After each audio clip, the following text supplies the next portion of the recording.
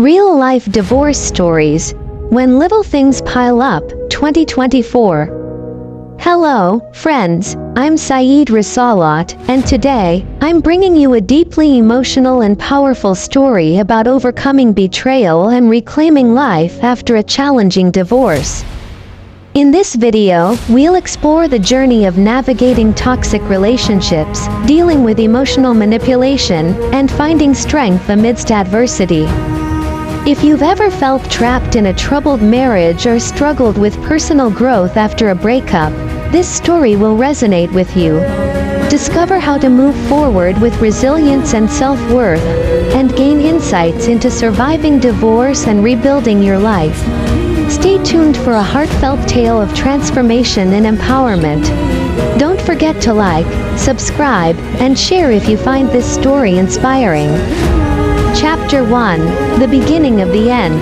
It all started after the birth of our daughter. My husband, once so loving and physically affectionate, suddenly became distant.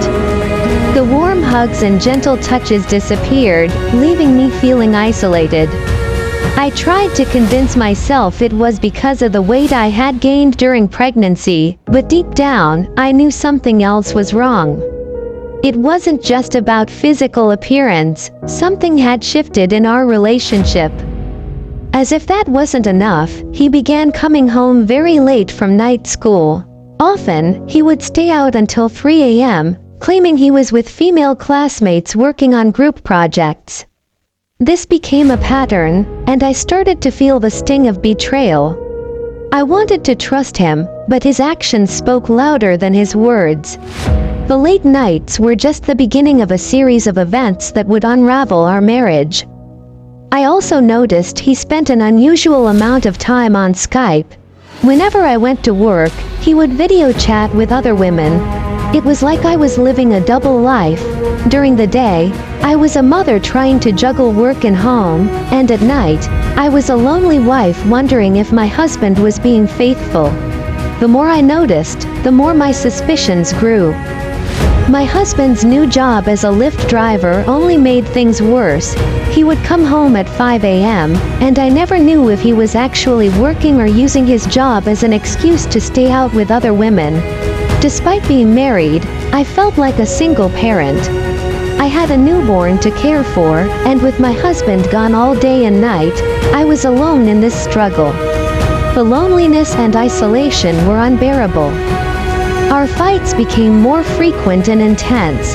He often threatened to move out, and I lived in constant fear of being abandoned. The final straw came when my father passed away. I received a significant inheritance, and out of fear that my husband would take this money, I moved it to an account in my name. When he found out, he was enraged, claiming he deserved half of everything, including my inheritance.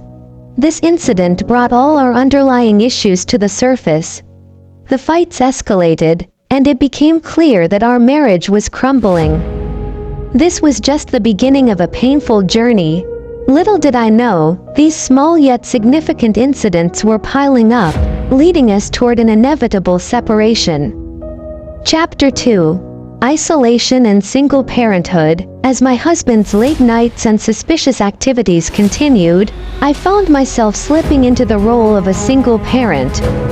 Our newborn daughter required constant attention, and I was left to manage everything on my own. The emotional toll of feeling like a single parent in a marriage was overwhelming. I had envisioned a partnership where we would support each other, but the reality was far from it. With my husband gone at work all day and attending night classes, I was left alone to care for our baby. His new job as a Lyft driver added to the strain. He would come home at 5 a.m., and I never knew if he was actually working or using his job as an excuse to stay out late with other women. Despite being married, the burden of parenthood fell solely on my shoulders. The isolation was crushing, and I felt like I was drowning in responsibilities. The more time passed, the more I felt the weight of loneliness. My husband's absence during the most challenging moments of early parenthood was heartbreaking. I had to handle the sleepless nights, the constant feedings, and the endless diaper changes all by myself. It was a lonely existence, and I began to resent him for not being there. Our arguments became more frequent and intense. The stress of single parenthood and the lack of support from my husband led to explosive fights. He often threatened to move out, and I lived in constant fear of being abandoned. I felt like I was walking on eggshells, trying to keep the peace while dealing with the overwhelming demands of raising a newborn. The final straw came when my father passed away. His death left me with a significant inheritance, which I decided to protect by moving it to an account in my name. My husband's reaction was furious. He felt entitled to half of everything, including my inheritance. This incident highlighted the growing financial distrust between us and brought all our underlying issues to the surface. The constant fighting and threats of separation made it clear that our marriage was on the brink of collapse. Despite my efforts to keep the family together, the isolation and lack of support were too much to bear. The reality of single parenthood within a marriage was devastating, and it became clear that something had to change. Chapter 3: Financial Distrust and Conflict. As the emotional and physical distance between us grew, financial distrust started to seep into our marriage. The inheritance from my late father was a significant amount, and I wanted to ensure it was protected. With my husband's erratic behavior and increasing threats to move out, I felt an urgent need to secure my financial future and that of our daughter. So, I made the difficult decision to transfer my inheritance and half of our joint savings into an account solely in my name. When my husband discovered what I had done, he was enraged. He felt entitled to half of everything, including my inheritance. This financial conflict brought all our underlying issues to the forefront. Our fights, which were already frequent, became more vicious and bitter.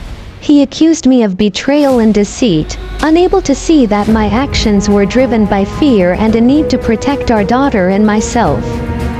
The financial strain added another layer of stress to our already fragile marriage.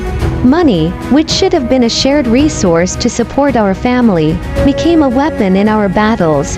He felt I was hiding things from him, and I felt he was trying to take what was rightfully mine. This distrust over finances reflected the broader erosion of trust in our relationship. My husband's response to the financial conflict was to move out and get his own apartment. He petitioned for his mother to come from Jamaica and live with him, bringing along her 2-year-old grandson. This move felt like another betrayal. Instead of working on our marriage, he chose to create a separate life. He made it clear that if we were ever to reconcile, his mother would have to live with us for at least 6 months out of the year. This ultimatum only pushed us further apart. The financial distrust was symptomatic of the deeper issues in our marriage. Our inability to communicate effectively, coupled with his erratic behavior and threats, created an environment where mistrust and resentment flourished. The constant arguments over money were exhausting and further eroded any remaining connection we had.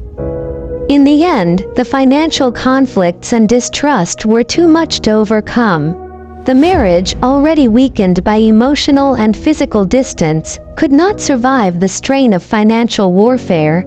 It became clear that our relationship was beyond repair, and for my own well-being and that of our daughter, I had to let go. Chapter 4: Invasion of Privacy and Emotional Manipulation. As our marriage continued to unravel, my husband's behavior became increasingly invasive and manipulative. His jealousy and possessiveness reached new heights, and I felt like I was constantly under surveillance. He routinely went through my text messages and scrutinized my social media accounts, reading all my old messages. This invasion of privacy was not only disrespectful but also deeply unsettling. I felt like I had no space of my own, no freedom to communicate without his prying eyes. His actions were driven by an overwhelming insecurity, but instead of addressing his own issues, he projected them onto me. Whenever I brought up something he did that upset me, he would deflect by blaming me for things that happened in my past, long before we were married.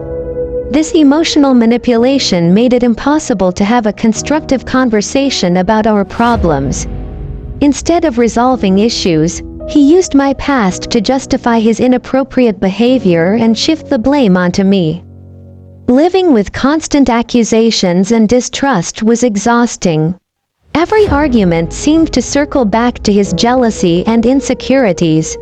He couldn't see how his actions were damaging our relationship. Instead, he saw himself as the victim, unable to understand the pain he was causing me. The emotional manipulation made me question myself and my actions, leaving me feeling confused and guilty for things that were beyond my control. His possessiveness also extended to my friendships and family relationships. He would question my interactions with others, making me feel guilty for maintaining relationships outside our marriage. This isolation was another form of control, ensuring that I had no support system to turn to when things got tough. The more he isolated me, the more powerless I felt. The constant invasion of privacy and emotional manipulation took a heavy toll on my mental health. I began to feel trapped and suffocated, unable to express myself freely or seek support from others. My husband's inability to trust and his relentless need to control every aspect of my life left me feeling like a prisoner in my own home. It became clear that this was not a healthy environment for me or our daughter. I needed to break free from the cycle of jealousy, control, and manipulation. For my own well-being and the future of my daughter, I had to make the difficult decision to end the marriage and reclaim my life. Chapter 5. The decision to divorce. The realization that my marriage was beyond repair was a slow and painful journey. Each small incident, from my husband's late nights to his invasion of my privacy, had piled up until I felt buried under a mountain of grief and frustration. The moment I knew I had to make a change came when I looked at my daughter and realized that the environment we were living in was toxic for her as well. I wanted her to grow up in a home filled with love and support, not tension and mistrust. I started reflecting on the patterns in our relationship. My husband's continuous emotional manipulation, his jealousy, and his refusal to address our issues were clear signs that he was oblivious to the pain he was causing me. I was spending more time being hurt and angry than being happy. The few moments of peace and joy we had were overshadowed by constant arguments and the fear of what might happen next. Our fights had escalated to the point where reconciliation seemed impossible. The financial disputes, the emotional distance, and the relentless invasion of my privacy had created an insurmountable barrier between us. My husband's insistence that his mother live with us for 6 months each year was the final straw. It became clear that he was more interested in maintaining control than in repairing our marriage. I realized that for my own well-being and that of my daughter, I needed to leave. Staying in a marriage where I didn't feel loved, supported, or respected was not an option. I deserved a partner who valued me and treated me with kindness and respect. My daughter deserved to see a healthy, loving relationship as a model for her future. The decision to divorce was not easy. It meant facing the unknown, dealing with legal battles, and navigating the challenges of single parenthood. But I knew that staying in a toxic marriage would be far more damaging in the long run. I needed to take control of my life and create a better future for myself and my daughter. With a heavy heart but a clear mind, I took the first steps towards ending my marriage. I sought legal advice, began the process of separating our finances, and prepared myself emotionally for the road ahead. It was a daunting journey, but I was determined to reclaim my life and find happiness again. Conclusion: reclaiming my life and moving forward. Ending my marriage was one of the most challenging decisions I ever had to make, but it was also the most liberating. As I moved forward with the divorce, I began to feel a sense of relief and empowerment that had been missing for years. I was no longer trapped in a cycle of emotional manipulation, jealousy, and distrust. Instead, I was free to rebuild my life on my terms. The initial stages of the divorce were tough. There were moments of doubt and fear, but I held on to the vision of a better future for my daughter and me. With the support of friends, family, and a good attorney, I navigated the legal complexities and financial adjustments. Each step forward felt like shedding a layer of the past, allowing me to breathe more freely. Reclaiming my life meant rediscovering who I was outside of the toxic marriage. I focused on my career, pursued hobbies I had neglected, and reconnected with friends and family. Most importantly, I dedicated myself to being the best mother I could be. My daughter deserved a happy, healthy environment, and I was determined to provide that for her. Through this journey, I learned the importance of self-worth and the strength that comes from setting boundaries. I realized that enduring a harmful relationship for the sake of maintaining a facade was never worth it. True happiness and fulfillment come from being in a supportive, loving environment where mutual respect and trust are paramount.